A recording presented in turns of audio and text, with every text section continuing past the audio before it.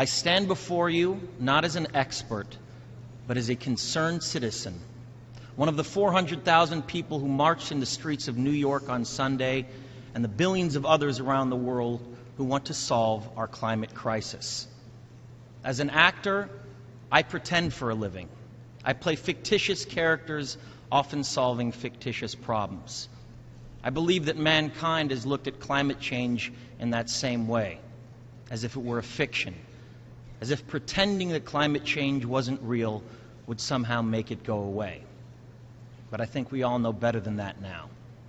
Every week we're seeing new and undeniable climate events, evidence that accelerated climate change is here right now.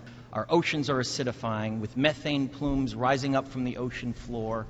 We are seeing extreme weather events and the West Antarctic and Greenland ice sheets melting at unprecedented rates, decades ahead of scientific projections. None of this is rhetoric, and none of it is hysteria. It is fact.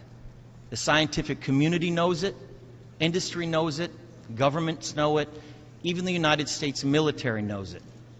The chief of the U.S. Navy's Pacific Command, Admiral Samuel Locklear, recently said that climate change is our single greatest security threat.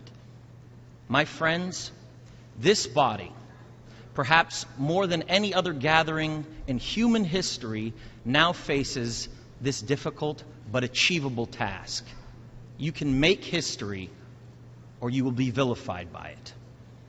To be clear, this is not about just telling people to change their light bulbs or to buy a hybrid car. This disaster has grown beyond the choices that individuals make.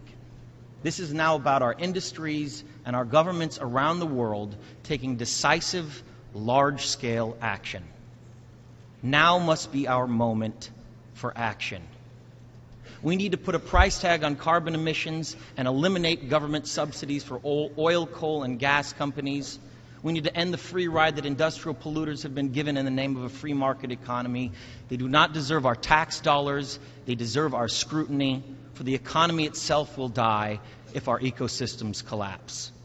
The good news is that renewable energy is not only achievable, but good economic policy.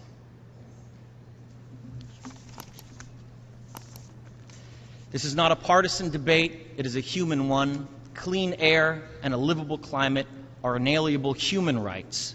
And solving this crisis is not a question of politics, it is a question of our own survival. This is the most urgent of times and the most urgent of messages. Honored delegates, leaders of the world, I pretend for a living, but you do not. The people made their voices heard on Sunday around the world, and the momentum will not stop. But now it is your turn.